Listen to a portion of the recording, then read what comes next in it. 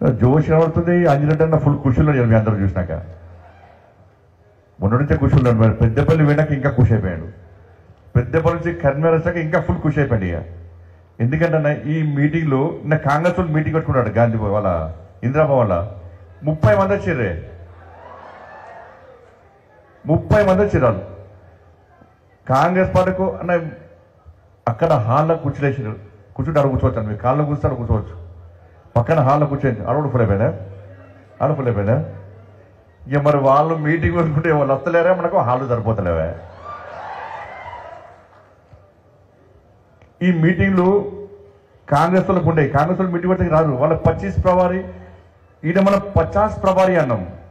వాస్తవానికి అంతా కూడా 25 ప్రవారీ ఇస్తున్నాం. 25 అంటే ఎంత? 50 అంటే పక్క కదా.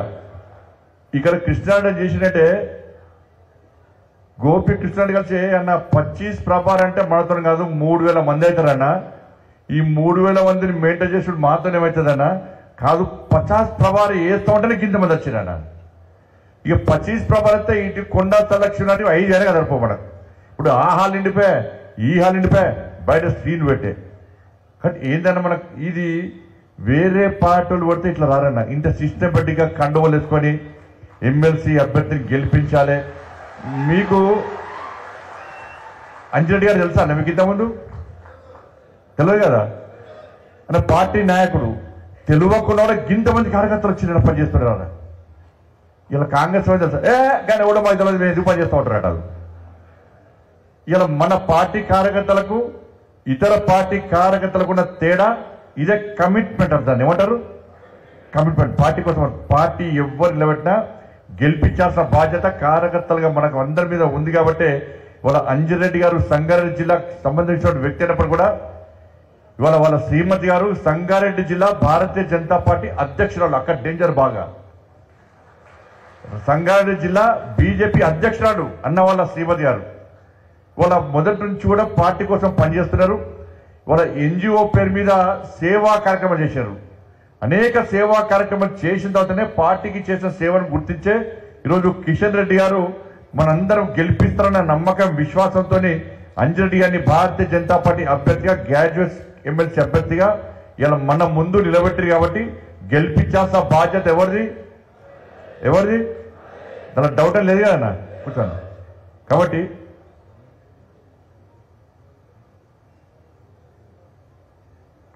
కాబట్టి ఇంకో ఎమ్మెల్సీ అభ్యర్థి మల్క కుమరన్న దొరకడే మనకు.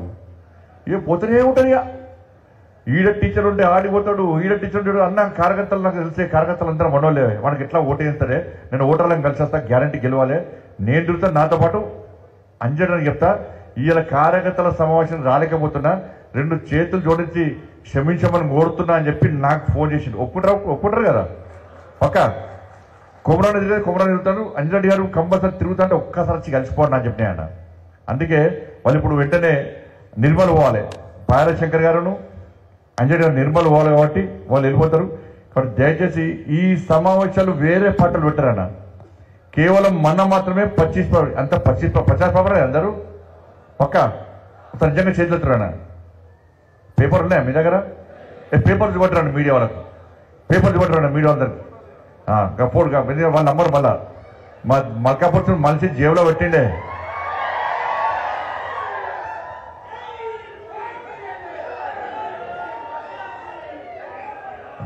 దించండి. అవి ఆ పేపర్లో పైసలు కావు కదా. దాని పైసల గురించి ఏమి రాయాలే కదా. మన కుప్ప పుడుతుంది. అయినా మనం పైసలు ఇష్టం కాదే, పైసలు తీసుకుంటారు. పైసలు ఇచ్చినా మీకు ఎవరైనా ఈ మీటింగ్ రావడానికి? వాళ్ళు ఇప్పుడు బీరు స్టార్ట్ చేసిన ఇప్పుడు వాళ్ళు కాంగ్రెస్ వాళ్ళు ఇప్పుడు పొట్టుబడి పైసలు ఉన్నాయి దగ్గర.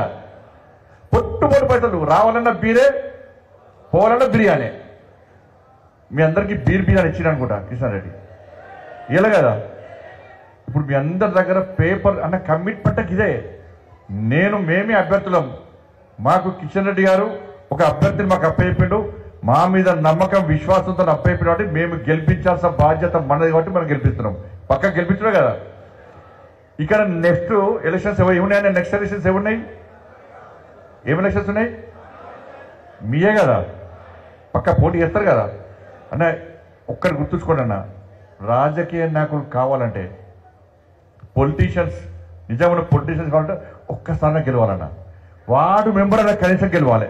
గెలవకుండా ఫ్యూచర్లో ఏమంటారు తెలుసా, గిడి వార్డు మెంబర్ ఒక్కసారి గెలవాలి కదా ఇల్లీడరే అంటారా. కాబట్టి ఇప్పుడు అన్న నెక్స్ట్ ఎలక్షన్లో మేము పక్కా పోటీ చేస్తాం అన్న చెల్లిస్తారు అన్న. మీకు టికెట్లు ఇవ్వాలి, గింతమంది టికెట్లు. ఇది గొప్పతనం అనేది. మీ అందరినీ నెక్స్ట్ గెలిపించడానికే మేమందరం ఉన్నాం అన్న. కరీంనగర్ పార్లమెంటు నేను అంతమంది చెప్పినా మళ్ళీ చెప్తున్నా, నన్ను కష్టపడి మీ అందరు గెలిపించారు. మీ అందరికి ఒక్క రూపాయి ఇవ్వలే, నేను ఎక్కడ మిమ్మల్ని పైసలు ఇచ్చి కొనే ప్రయత్నం చేయలే. మీరందరూ ఎలక్షన్స్ అప్పుడు నాకు ఈ ఆశ్చర్యం ఏంటంటే, పోలింగ్ రోజు ఆశ్చర్యం అన్నా. పోలింగ్ రోజు లాస్ట్కి ఉస్మానాబాద్ పోయినా, ఉస్మానాబాద్ పోతే ఉస్మానాబాద్లో గంట ముందు ఆ పోలింగ్ దగ్గర ఒక్క కాంగ్రెస్ వాళ్ళు టీఆర్ఎస్ వాళ్ళు మొత్తం బీజేపీ. అక్కడి నుంచి లాస్ట్ హుజరాబాద్ 5 o'clock పోయినా. హుజరాబాద్ 5 o'clock పోతే ఆ బస్ స్టాండ్ దగ్గర దాటిన తర్వాత ఆడ పొట్టు బీజేపీ కాంగ్రెస్ డ్యాన్సులు చేస్తున్నారు. ఇట్లా మాండకొండ తిరిగినా, సిరిసిల్ల తిరిగినా, వేములవాడ తిరిగినా, కరీంనగర్ తిరిగినా, అంత తిరిగినా, ఎక్కడ పోయినా పోలింగ్ బూత్ రోజు భారతీయ జనతా పార్టీ కార్యకర్తలు.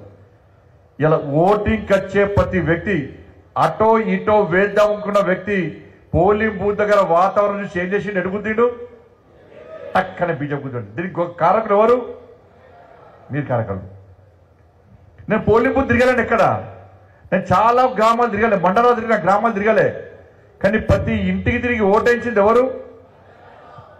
ఇవాళ ఇన్ని అసెంబ్లీలు 5 ఉమ్మడి జిల్లాలు, 4 ఉమ్మడి జిల్లాలు, 4 ఉమ్మడి జిల్లాలో అభ్యర్థి తిరగడం చాలా కష్టం. 7 అసెంబ్లీ తిరగడమే కష్టము.